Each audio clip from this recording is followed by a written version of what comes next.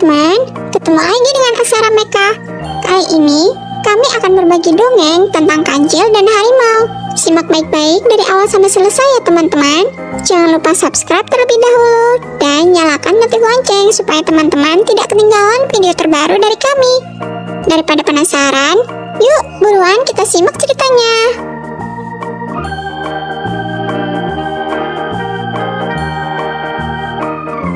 Kancil yang cerdik dan harimau yang serakah.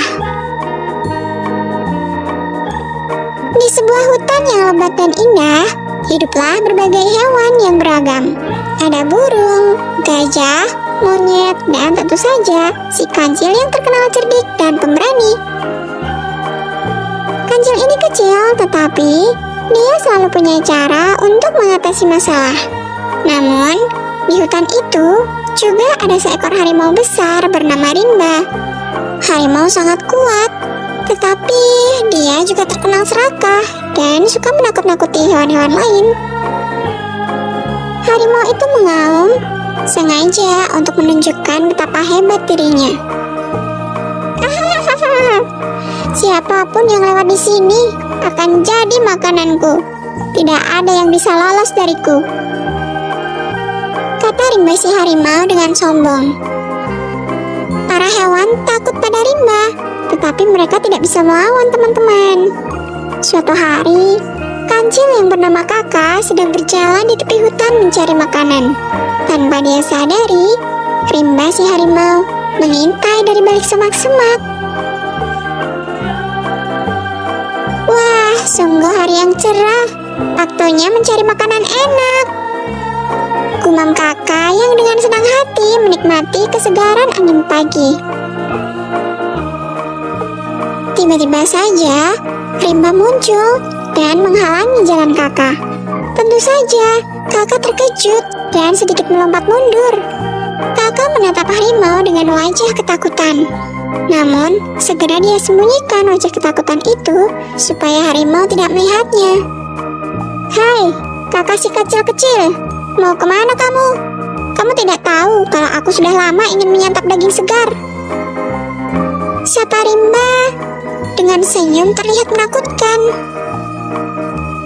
Kakak sedikit gugup, tetapi dia berusaha untuk tetap tenang dan menyembunyikan ketakutannya itu dari Rimba. Rimba, oh maaf kalau aku mengganggumu. Aku hanya lewat, tidak perlu sampai memakanku, ujar Kakak disertai senyum yang dibuat-buat. Tidak ada alasan Kakak, aku lapar dan kurasa kamu adalah makanan yang sempurna untukku. Kakak bergidik ngeri, bagaimana nanti jika dirinya benar-benar menjadi santapan Rimba? Oh tidak, Kakak pun berpikir cepat. Dia tahu kalau dia harus menemukan cara untuk lolos dari Rimba, dan dia pun mendapatkan ide yang bagus. Oh, baiklah Rimba, kalau kamu ingin memakanku, aku tidak bisa menolak. Tapi ada satu hal yang perlu kamu tahu, kata Kakak memberanikan diri meski sebetulnya dia masih ketakutan dan berusaha menyembunyikan itu dari Rimba. Apa itu? Katakan saja, perintah Rimba yang terlihat santai. Di tengah hutan ada sebuah kolam ajaib. Kolam itu sangat istimewa, dan siapa saja yang memiliki kolam itu akan menjadi penguasa hutan selamanya. Dari yang pernah aku dengar, kolam itu hanya bisa dimiliki oleh hewan yang paling kuat dan berani. Apa kamu cukup kuat untuk memilikinya, Rimba? Kata Kakak yang sengaja mengarang cerita. Rimba terkejut mendengar tentang kolam ajaib itu. Dia merasa tertantang dan ingin membuktikan bahwa dia adalah penguasa hutan yang sejati. Kolam ajaib katamu?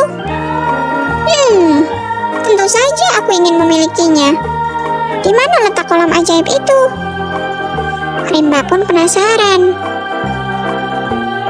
Kakak sedikit lega karena Rimba terlihat begitu percaya dan antusias. Ikuti aku Rimba.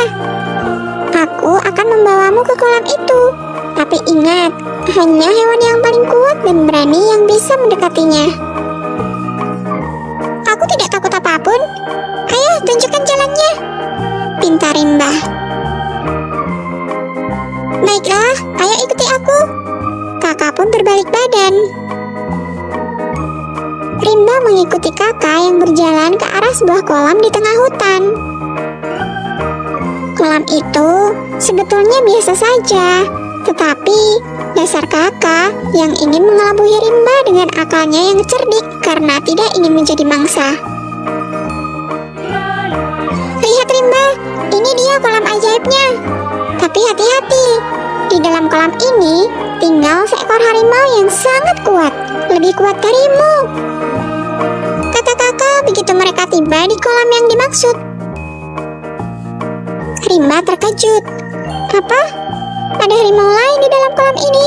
Tidak mungkin ada yang lebih kuat dariku, katanya tidak terima.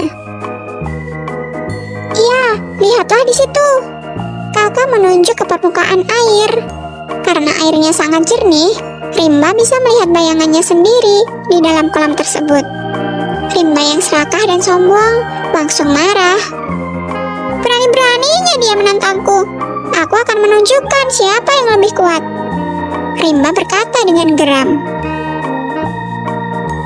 Rimba pun melompat ke dalam kolam, berusaha menyerang bayangannya sendiri, yang dia kira adalah harimau lain. Saat dia melompat, air kolam meluber kemana-mana. Rimba terus mencari sosok harimau lain di dalam kolam sampai basah kuyup dan kelelahan. Sementara itu, Kancil tertawa puas di pinggir kolam. Rimba, kamu tampak basah kuyup. Sepertinya harimau di dalam kolam itu tidak takut padamu ya? Rimba terengah-engah dan kebingungan. Gimana harimau yang lebih kuat dariku itu, kakak? Kenapa aku cari-cari dari tadi tapi tidak ada? Rimba bertanya-tanya.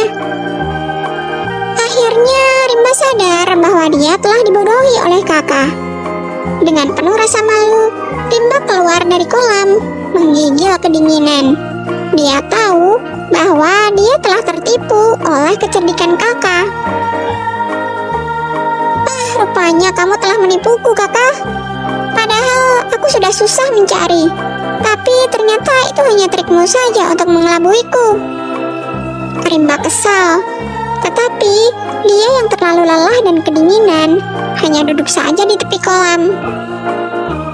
Kadang Rimba, kekuatan bukan segalanya. Kepintaran dan kesabaran juga penting. Kamu tidak perlu selalu merasa paling kuat, sehingga dengan seenak hati menakut-nakuti hewan lain supaya kamu bisa menjadi penguasa hutan. Semua hewan bisa hidup damai jika kita saling menghormati, ujar kakak. Rimba memetik pelajaran berharga dari kejadian tersebut. Dan sejak saat itu, Rimba tidak lagi menakut-nakuti hewan lain dan berusaha menjadi hewan yang lebih baik. Semua hewan pun senang, dan mereka tidak perlu takut lagi saat berjalan di hutan. Jadi teman-teman, dari cerita ini kita belajar bahwa kesombongan dan sifat serakah tidak akan membawa kebaikan. Terkadang kita perlu bersikap rendah hati dan saling menghormati satu sama lain. Kepintaran dan ketenangan juga bisa menjadi kekuatan yang sangat berharga. Seperti kakak, meskipun kecil dan tidak sekuat Rimba, dia bisa mengatasi masalah dengan berpikir cerdik. Semoga teman-teman suka dengan dongeng kali ini ya. Ingat untuk selalu rendah hati dan tidak sombong ya teman-teman. Sekian dulu dongeng dari Aksara Meka. Jangan lupa like, share, subscribe, dan nyalakan notifikasi lonceng supaya tidak ketinggalan update terbaru dari kami. Terima kasih banyak untuk teman-teman yang sudah menyimak cerita ini dari awal sampai selesai. Sehat selalu ya teman-teman. Sampai jumpa di dongeng selanjutnya. Bye-bye.